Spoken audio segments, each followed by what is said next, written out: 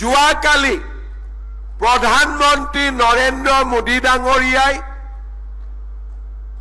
নতুন ইউৰিয়া প্লান্টৰ নামৰূপত আধাৰশিলা স্থাপন কৰিলে। প্ৰায় 12,000 কোটি টকাৰে নতুন ইউৰিয়া কাৰখানা নিৰ্মাণ হ'ব। তাতো 10,000তকৈ অধিক ল'ৰা ছোৱালীয়ে নিযুক্তি পাবলৈ সক্ষম হ'ব।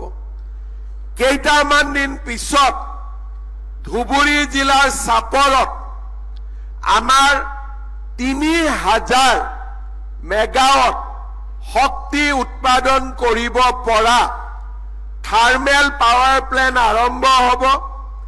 তাতো 10,000তকৈ অধিক ল'ৰা ছোৱালীয়ে কৰ্মসংস্থাপনৰ ব্যৱস্থা লাভ কৰিব।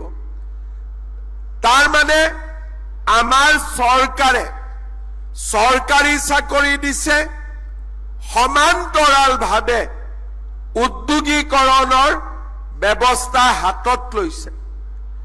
তৃতীয়তে আমি আৰু চিন্তা কৰিছো যে উদ্যোগীকৰণ হ'ল, চৰকাৰী চাকৰি হ'ল, বাকী ল'ৰা ছোৱালীৰ কাৰণে আমি কি ব্যৱস্থা হাতত ল'ম।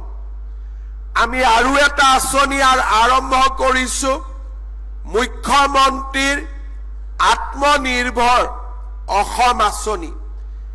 এই আঁচনিৰ অধীনত যিসকলে এগ্ৰিকালচাৰ পাছ কৰিছে, ভেটেনাৰী পাছ কৰিছে, ডক্টৰ পাছ কৰিছে, ডেণ্টেল ডক্টৰ পাছ কৰিছে, তেওঁলোকক চৰকাৰে নিজৰ ব্যৱসায় কৰিবলৈ 5 লাখ টকাকৈ যোগান ধৰে।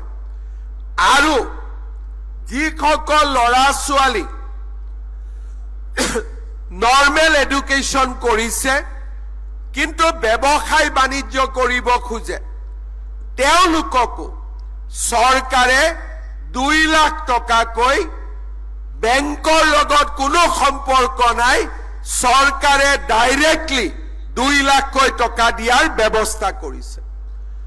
তাৰ মানে যি ল'ৰা ছোৱালীয়ে চাকৰি নাপাব, উদ্যোগীকৰণ আৰম্ভ হৈছে অসমত, আৰু যিসকলে নিজে কিবা এটা কৰি নিজৰ ভৰিত থিয় হ'ব খোজে, তেওঁলোকক চৰকাৰে বিভিন্ন আঁচনিৰে, বিশেষকৈ মুখ্যমন্ত্ৰীৰ আত্মনিৰ্ভৰ অসম আঁচনিৰ জৰিয়তে সহায় কৰাৰ বাবে চেষ্টা আৰম্ভ কৰিছে।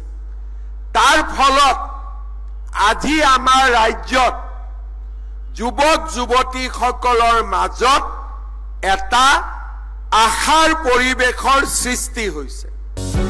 যিকোনো খবৰৰ বাবে যোগাযোগ কৰক আমাৰ এই নম্বৰত 9181 307 221।